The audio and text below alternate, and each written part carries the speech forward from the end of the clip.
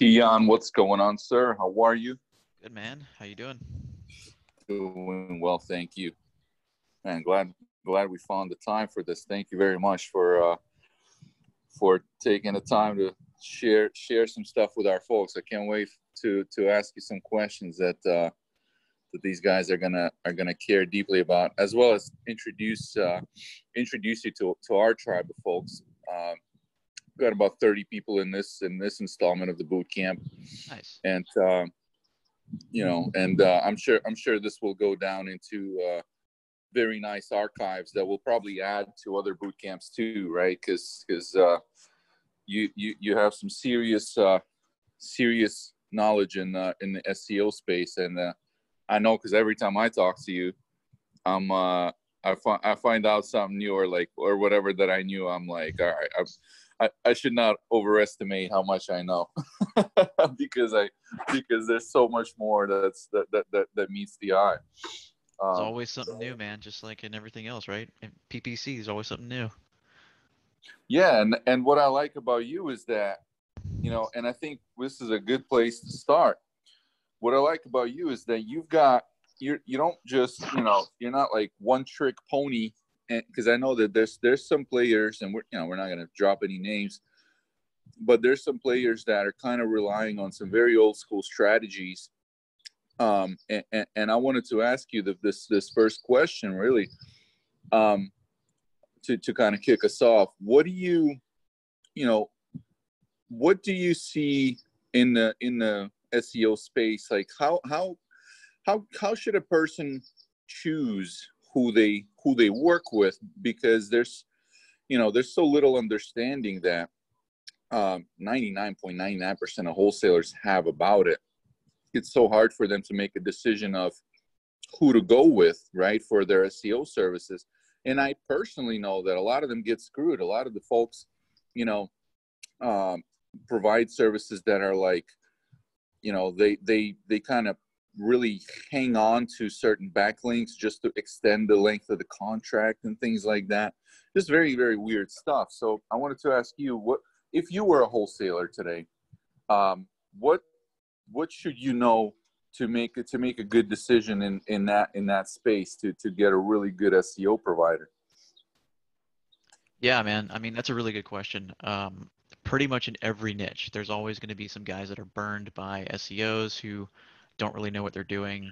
Uh, I mean, I've been approached by people who have rather large and old agencies in Houston, and their primary product offering is SEO.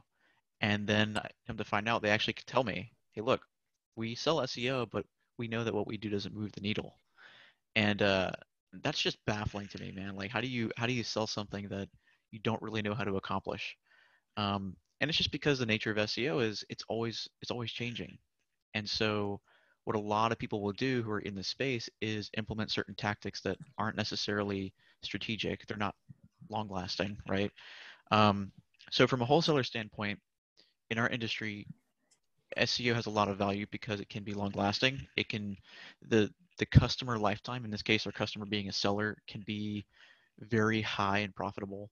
So, but in order to get to that point, you know, as a wholesaler, you've got to be a little frugal at first, learn how to market and all that stuff, and then you can get to the point where you can start really boosting up your marketing, right? Um, so it's important to figure out who's the right person. So the first thing I would suggest is whoever you're talking to, you want to make sure that they can actually give you some sort of value up front. So let's say you're getting on the phone call with some SEO person who says they can rank your site in that market. They can take over that market. Okay, well, the first thing is if they say it can be easy, that's a red flag. Um, in almost every market, somebody's actively doing SEO, which means every month they're putting money into doing that. They're putting money into either getting to that position or they're already in that position. So if someone says it's going to be an easy job, then uh, that should make you question why they think that, and probably because they don't have the experience to do it yet. The second thing is, are they willing to tell you something about SEO in general that's valuable to you? For example, there have been people who I've talked to who didn't realize their site already had some rankings. Um, so like if that person can clearly display some sort of competence about what they do and either give you some value or show you where your site's currently ranking, what it's currently doing, what your competitors are doing, then you know that they know a little bit of what they're talking about. Because when it comes to SEO, it really is primarily competitive research. So if you're talking to somebody who is in this space, they do know real estate, they do know what wholesaling is, um, what type of situations where you might want to talk to certain sellers, exit strategies, things like that, then they're going to know how to do competition research. If they're not in this industry, they won't know that. They won't be able to tell you from the top of their head reference points. What type of markets tend to be easiest? What type of markets tend to be hardest? How many resources it might take? In this particular industry, getting results within 6 months is fairly rare. So somebody who's not used to doing it in this market won't know that. So those are a couple of things, test their competence, get some value from that, and then get some references. See what they have ranked. Have they done some deals? Have they ranked their own site? Who are the clients that they've ranked? If they are well known in this industry or have at least done some real rankings, they're going to be able to provide that. Nice. Those are really good pointers. What about because I think this is another risk that I see for folks.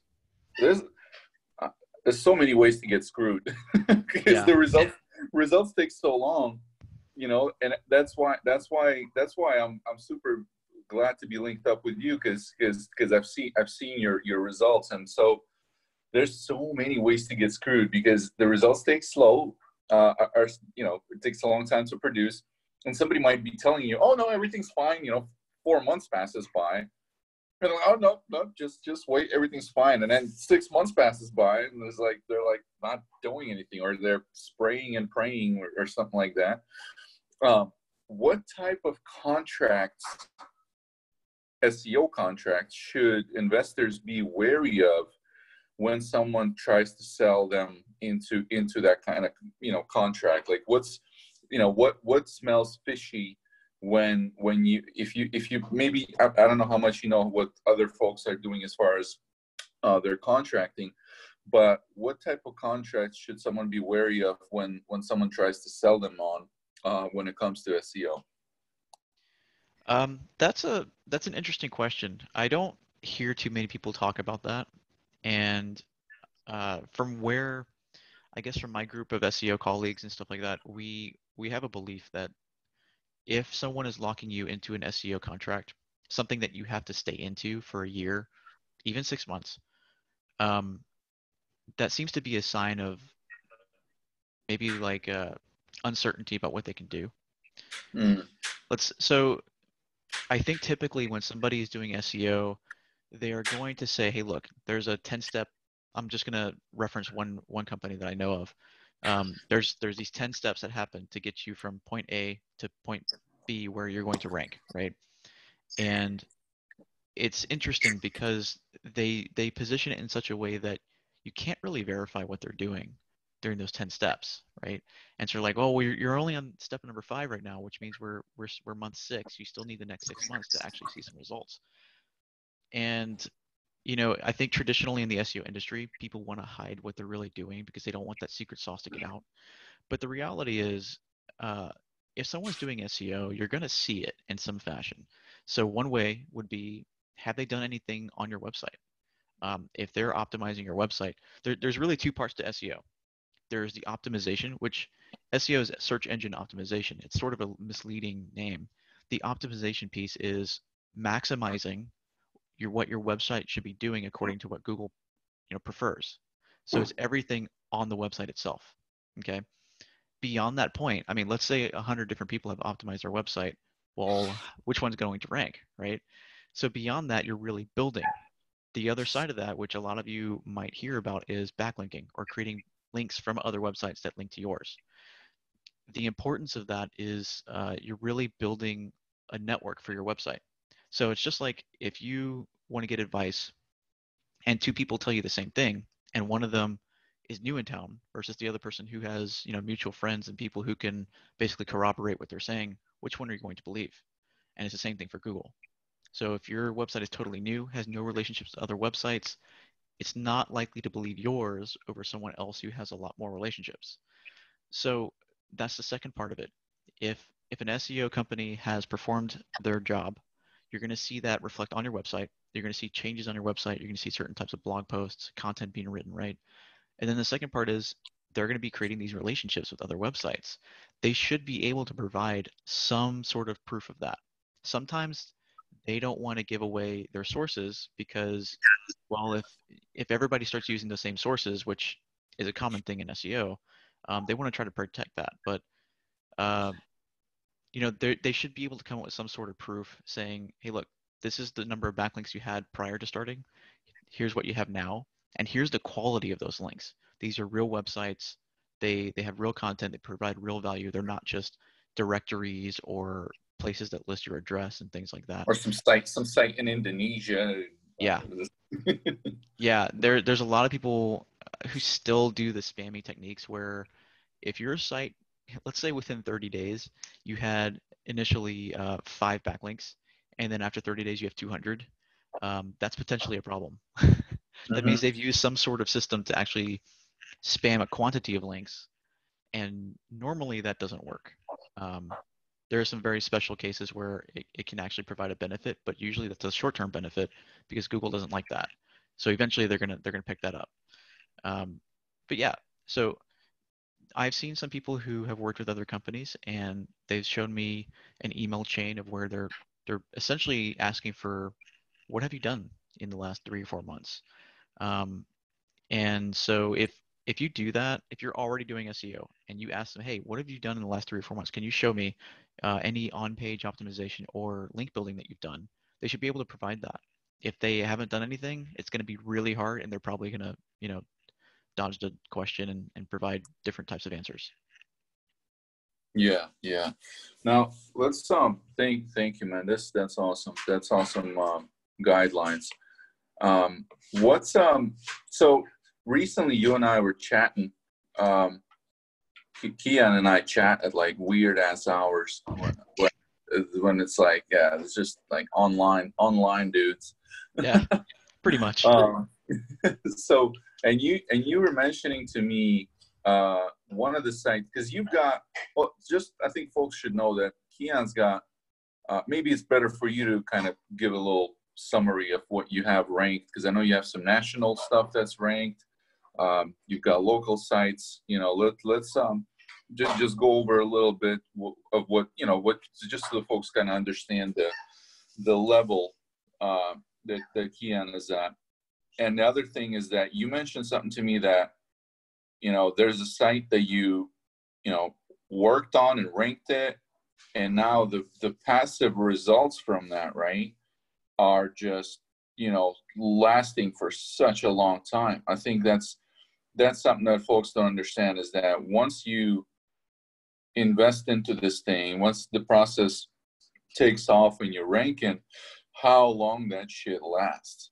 I think that's nobody understands this, because not a lot of people have been at number one spot in SEO, and I've been there locally in a local market, so I know a little bit what it feels like. But I think that's what most folks don't understand, is that I quit my job personally. Like, I quit IBM because I was on number one spot in Boston for like aerial photography drone services.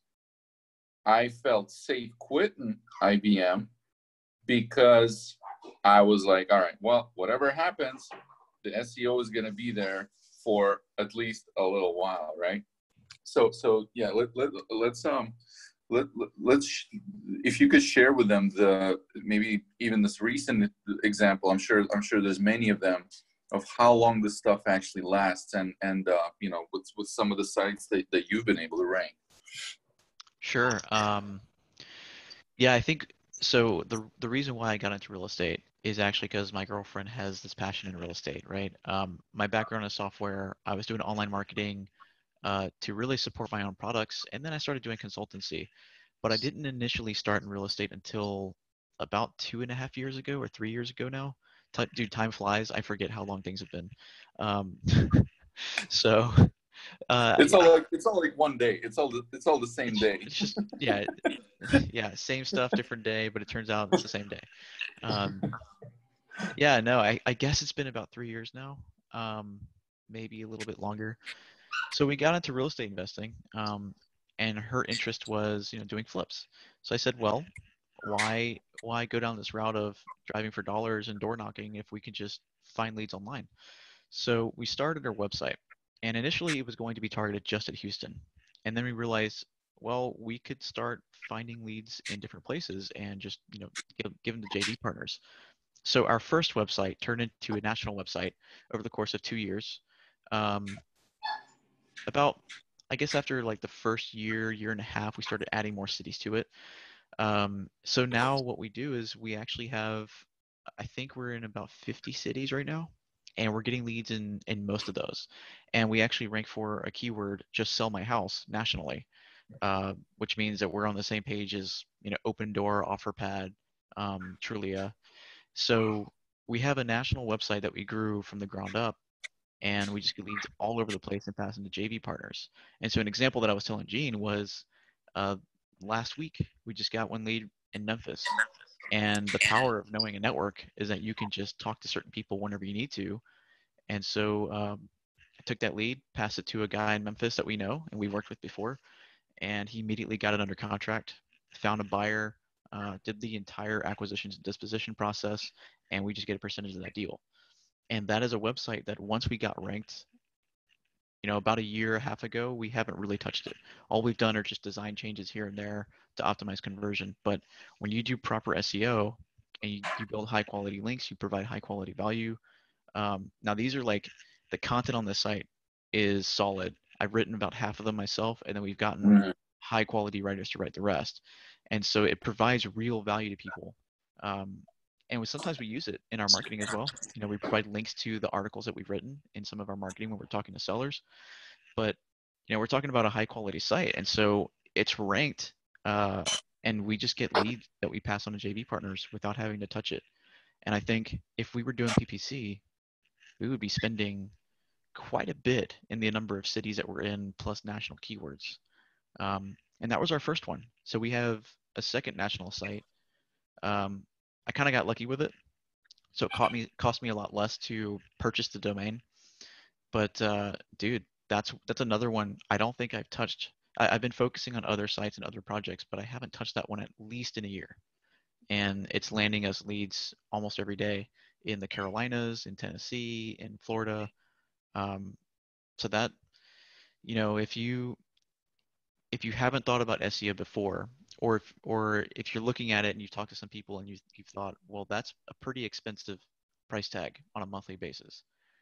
The way I position it is, and the way I've talked to Gene about it is, let's say a website costs you $50,000 in total to rank it to a number one position in a market. Well, if you're getting just an audit, let's go on a really low number. If you're getting an automatic 10 leads every month that are coming to you looking for you to actually bid on their house, um, how many deals do you need to cover $50,000? In a lot of markets that we're operating in, we can talk about like a 10K average assignment. 5 deals covers the entire cost of a website that you're not really paying for anymore. So if you're ranked in that number one position after 5 deals, everything is pure profit. And if the SEO is done well and if it's done effectively, you're going to have that position for um, many months, even years, depending on the market you're in. If you're in a competitive market, you might have to upkeep the SEO every now and then, but most of the time, with the cost per lead or cost per acquisition, it's going to keep going lower and lower over time. And I know that some people in Houston, for example, my primary market, who were number one for that market, they they've made so much money off of their just free leads from SEO that they're willing to pay big bucks to make sure that they're constantly there. And if you look at big markets like Phoenix, Dallas, Atlanta, you'll probably recognize some of those guys that are ranking number one. They're probably bigger wholesalers who want to make sure that they're staying in that position. Um, and so that leads me to one other point that I want to add. Just because someone is doing well doesn't mean they're doing their SEO well. And so the effectiveness of SEO can really make a big difference in terms of how much of a budget you need to have to really take that position. So that's why you really want to check out references from an SEO person. how many sites have they ranked in what markets? Because if they're effective at it, it won't cost, $1 million to do something. So it's super important that you check that.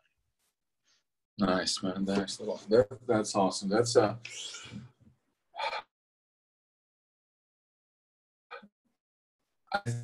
one thing I realize, and I don't know how much you've seen this before in the market. I've never really looked in deep into it, but I'm kind of interested in the whole space of just business acquisitions, right? I can't wait to,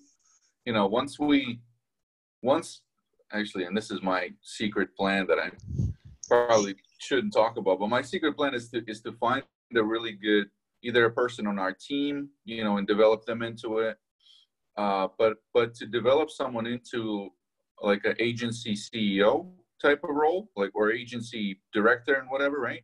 Mm-hmm. And have them run it, and just kind of like, help them, but not be as active in it. And I want to jump into the business acquisition stuff eventually, But the question, the way it regard, like, just, making deals, like putting deals, businesses together, like rolling them up and then selling them. Mm-hmm. But what I really wonder about, because it seems like a natural thing to me, is not only you are investing into SEO to get leads and deals from it, like free leads too, and be the most prominent for lead gen in freaking Google without having to do PPC. And by the way, something I do know about SEO is that the top first spot on SEO in Google gets way more clicks than the PPC links do. The PPC links get I think 20% or something. The rest goes to like top number one, then it trickles down to number two, number three. Organic gets more clicks than the PPC does, that's for sure. Yeah, there's a reason why in Google they've been changing the way the ads look, right? They're trying to make it look a little bit more organic because people have become accustomed to just skipping that. Yeah, I've noticed that. It looks there's less lines in it. It's a little smaller. Now, what do you think about the fact that when you build out your SEO so well, it becomes almost a liquid asset to your business? Let's say you wanted to exit that company. I don't know many people who have sold their wholesaling business. I'm sure they exist out there, but I'm hell of a lot sure that if you had your SEO ranked in top 3 or top 1, that freaking asking price for that business is going to be a lot higher, because you now have one strategy that's like figured out. I don't know if you've seen any transactions like that, but that's such a huge asset, man. Any thoughts on that? Oh man, yeah. So I haven't seen publicly too much of that either, but I'm sure it's happening slowly in the behind the scenes.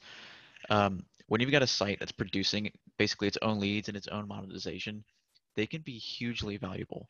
So not even just in real estate.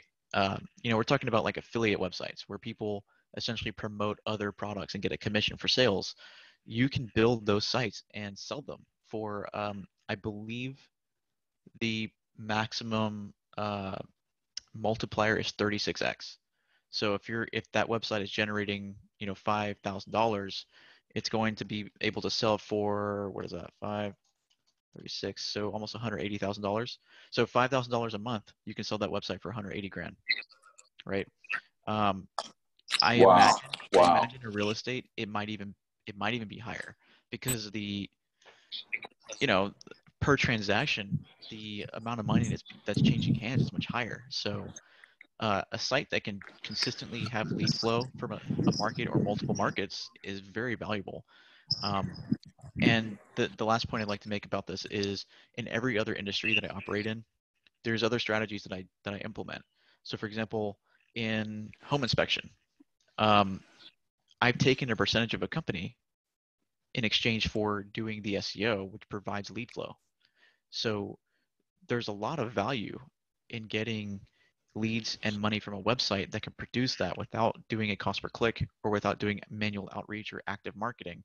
I think when so people much watch a this big video, percentage. you're going to get an influx of these people that are asking you to take a part in their company. Maybe I've talked to a couple people about that. It's a really interesting model. Wow, that's amazing.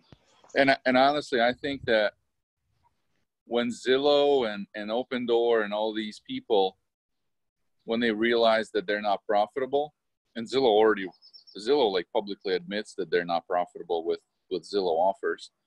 Yeah.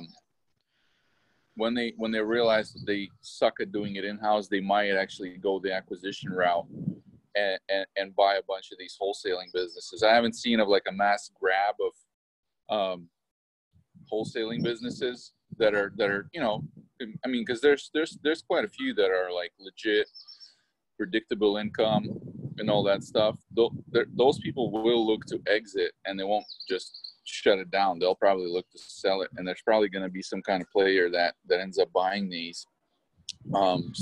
That's not even I just thought of that whole concept just in the conversation with you. That's crazy. So what's so if because we've got some folks here that are pretty big heavy hitters here. What's a typical way of engaging with you? What can they expect from kind of starting to work with you, reaching out to you and all that stuff?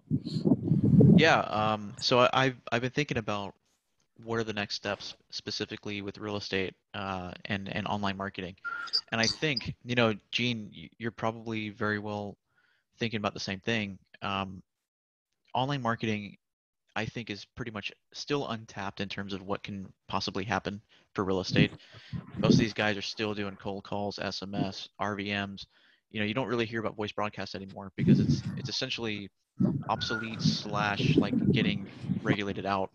The same thing's slowly going to happen with, I Illegal, think, yeah. SMS. Yeah, SMS, RVMs, they're slowly going that route. Cold calls will probably not become illegal.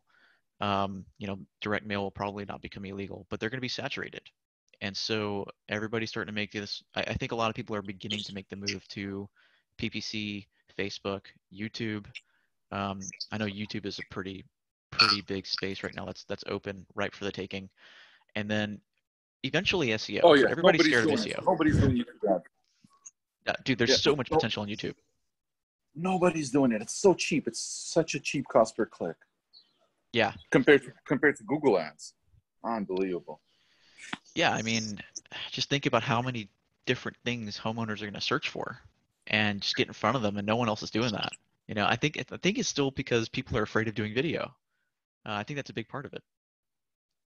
But That it is. Yeah, that's I was, honestly, if you asked me 2 years ago, if 2 years ago I would have told you that everyone's going to be comfortable on video, I was wrong. yeah, right. It's still I something was I'm so trying to wrong. get over. It's just I guess you can't fix the fact that public speaking is so uncomfortable for so many, including me. Like my first time speaking on stage, I was freaking like I couldn't find air to breathe. Jesus. It's tough. Video It is so video tough, is dude. easy Yeah. compared to public speaking, but for some people it's that's why we hire most of the videos that we film for wholesalers. Most of them are involving actors. Most wholesalers opt in to hire an actor. And I think that's a great way to do it, man. Because you look at any business and you have to look at what are your bottlenecks? What are the things that are going to be failure conditions? And that's a great way to solve that problem. Yeah. Well, So except that some actresses are better than others. It's still a huge yeah, variable. Like, just like with anything, man, you got to vet it. yeah, that's for sure. Yeah. Um, So with my plan, staying in the investor space, as people come to realize that going online is a major factor. I've decided that I think what I'm going to do is start turning people who are real estate investors into digital investors. And so my agency is sort of being rebranded a little bit. And so if you want to reach out to me and you want to talk more about SEO or some of the other things that I can help, automate or provide in terms of technology or marketing, I've started this brand called digitalinvestor.agency. So if you go to digitalinvestor.agency, you can book a call with me and we could do like a strategy session, see what's right for your market, what's right for you. Um, but yeah, I think as we start moving towards the online marketing world, dude, it's gonna get crazy. And the other thing is there's always positives, there's always negatives. So right now, there's a handful of us that are really talking about online marketing in a way that's very meaningful. And you know, as we start moving into that space, there's going to be a lot of other people that pop up and start talking about the ads and PPC that they do, the YouTube that they do, the SEO that they do. And a lot of them probably won't have the results that can really back that up. So it's important to understand who are the players now, because most of us who are in the online marketing space, we talk to each other. A lot of us know each other. And that's good for you because like Gene he's a specialist and he focuses on PPC and video, and I focus on mostly SEO and chatbots. Um, so those of us who are specifically in the online marketing space talk to each other, and we know what from our experience what are the best things to do in each of these segments. Um, so you know it's going to move into that space. Just be careful about who you're following and who claims they can do a lot of different things. Um, so that's kind of my mission, is to make it clear who can actually help you become a digital investor and really start doing not just wholesaling but any sort of real estate investing online. Nice, nice. So yeah, guys, that's digitalinvestor.agency, which is I think it's a brilliant branding. It's pretty clear as to what you're trying to, and the mission is very clear. My compliments on the branding on that one. That's awesome. Now, question for kind of the selfish question, is because I haven't been as up to date on this as I used to be. Part just because we don't offer any SEO services. We're like strictly paid page traffic. But I'm wondering, like, what are some recent updates that the algorithm has had? What's the word in the streets right now about like the newest thing that Google is saying, or that marketers are saying? Because Google never says it like directly. They're always like so secretive about it. But what's the new word on the streets right now? So Google never really tells you what they change, but they will try to advise you on what to do and what not to do. And typically, I'll tell you this, man, from those of us who are doing SEO and have like a lot of sites and we get a lot of data, whatever Google says to do typically is it's like a distraction. It's not real. So they'll tell you things and they're like, don't do this, do this. And in fact, if you do this, it's not going to help you. And if you do this, it's actually going to help you. So they try to lead people into different directions so that they don't figure out the true way of doing SEO. So I pretty much 90% of what Google says or what John Mueller says or any of those other guys, I don't believe them, because the opposite of what they say is what ends up happening. So that's the first thing I'll say on that. And the second thing is, Google actually releases multiple updates a year. They do one core update every quarter. And Keyan, are you still with us? Yeah, I'm still here. Looks like we're there. Still good? Oh. Hold on. Let's see if it recovers. I think we lost connection for a sec. Yeah, I can hear you. Can you hear me? On the most interesting part, we lost connection. Let's see. All right, Gene, can you hear me?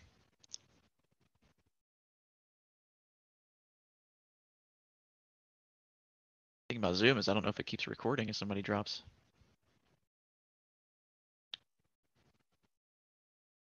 Let's see. Hello.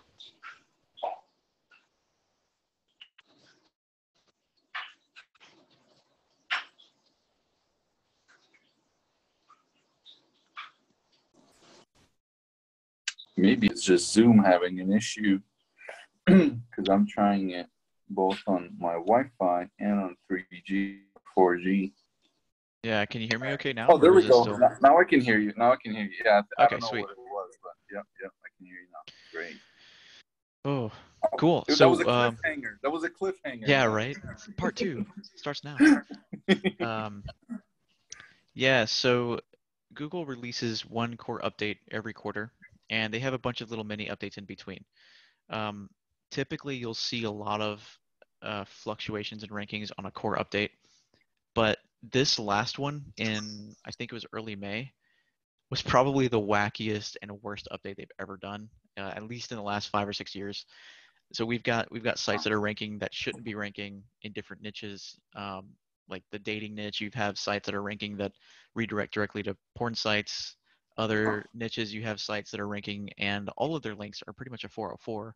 So it means not found. It leads to nothing. Some of them where their content is 5 or 6 years old and no longer relevant.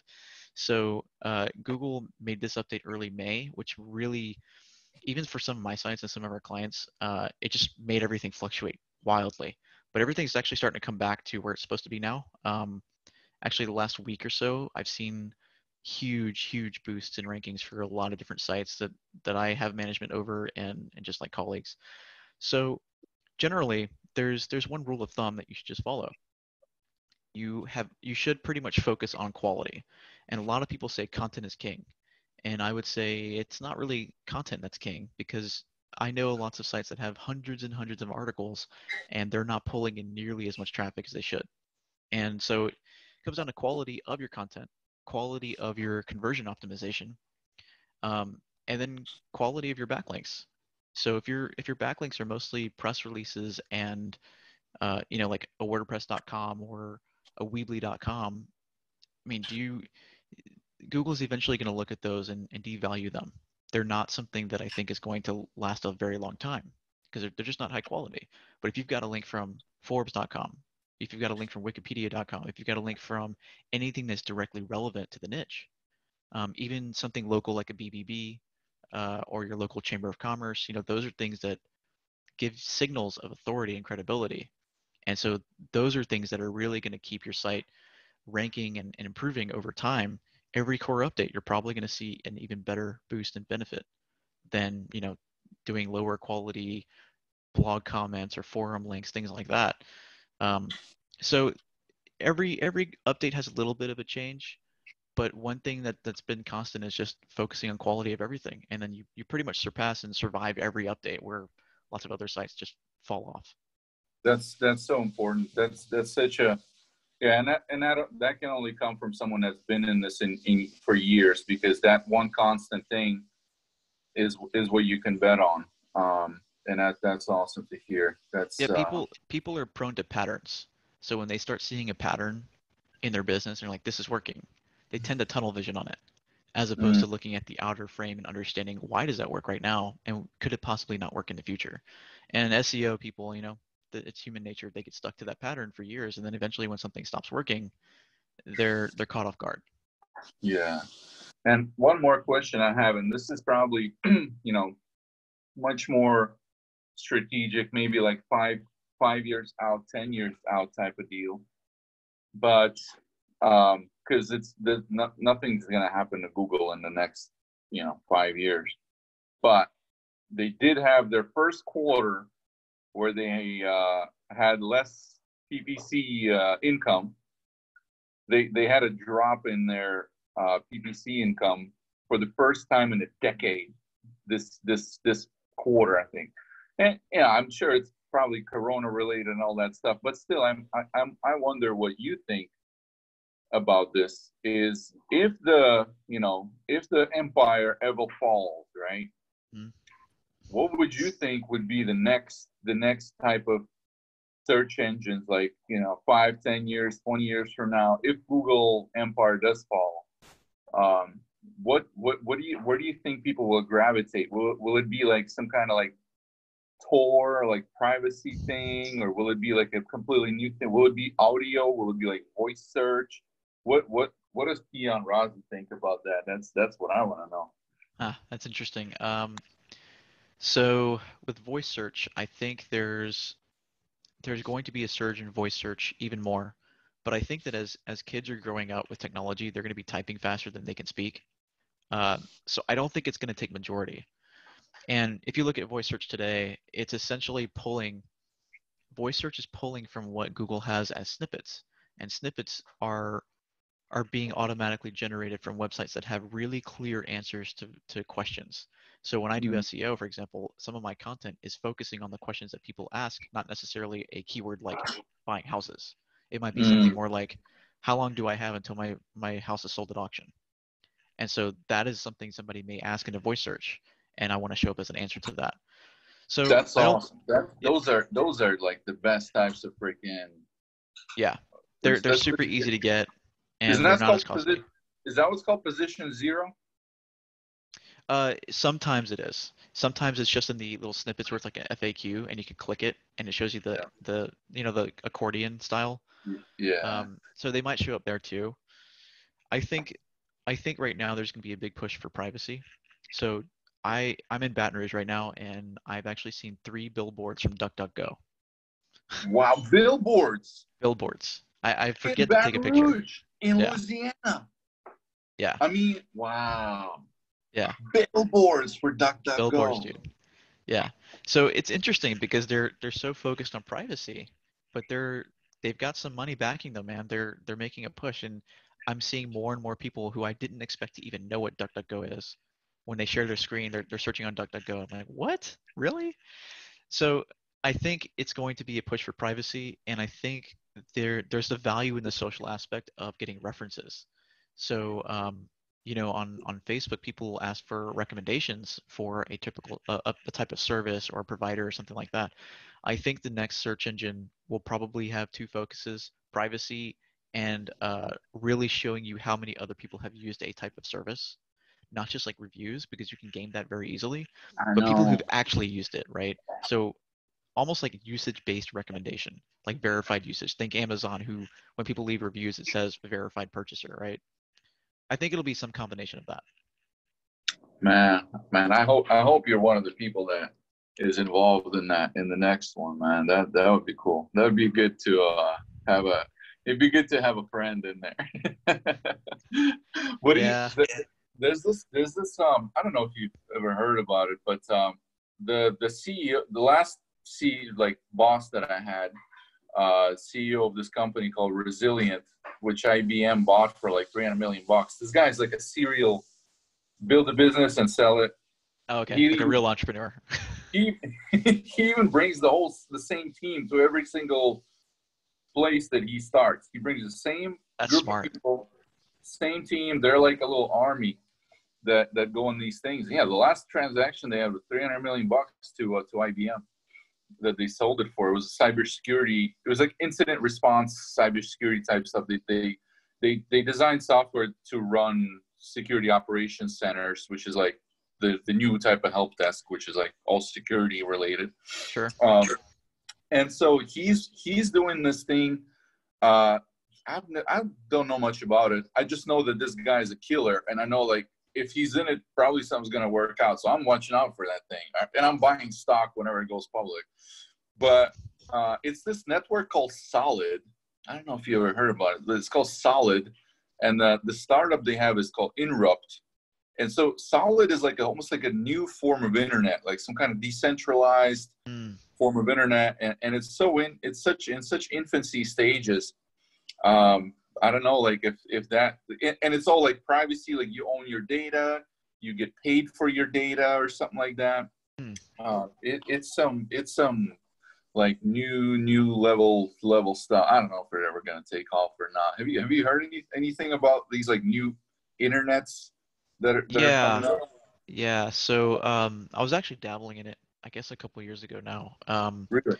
There's some decentralized systems that essentially your internet is not hosted or held on a backbone like it currently is.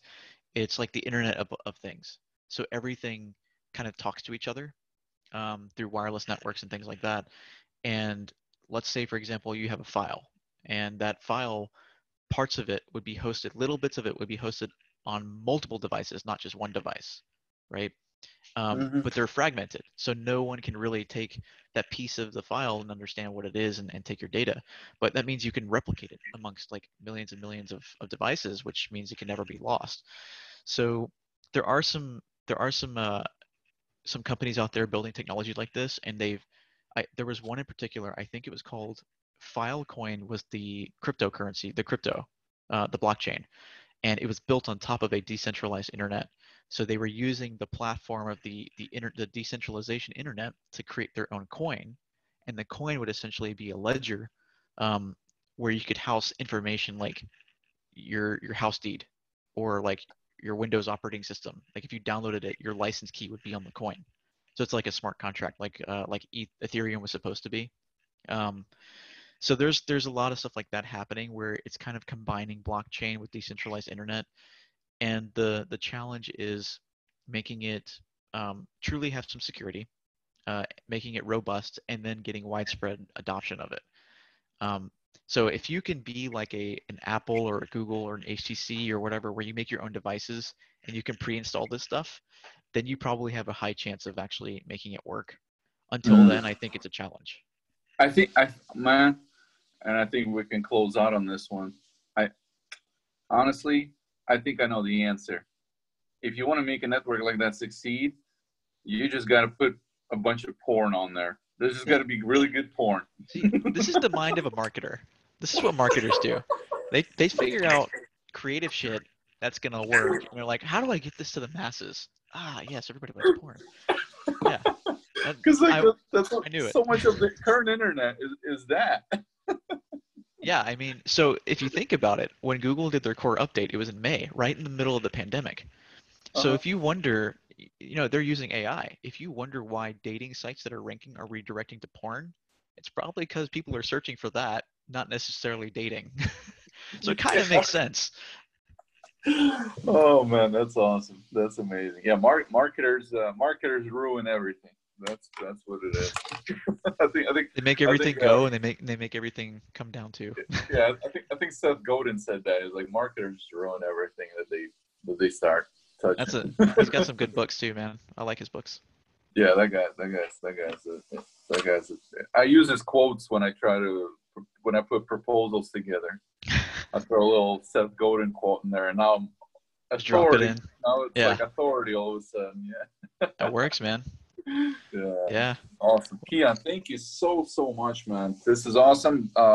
As Keyan said, it's digitalinvestor.agency to get started with him.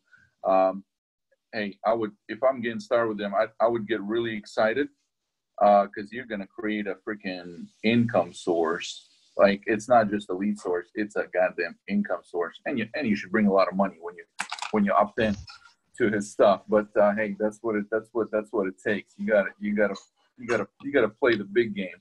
Keyan, yeah, man. SEO, dude, SEO will turn people into market leaders. But yeah, man. I appreciate you, man. I love the fact ever since we met at Skillathon, we've talked so much and exchanged so many ideas. So are you gonna be at the next one? Are you gonna stop by?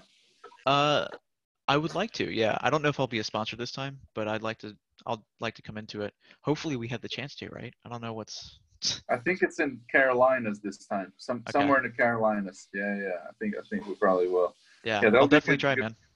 Nice. Keyan, thank you so much, brother. This was awesome. I can't wait I can't wait for people to play this back, and this is incredible. Thank you so much, man. Thank you, man. And hey, till the next time. I'll see you soon. All right, man. See you soon.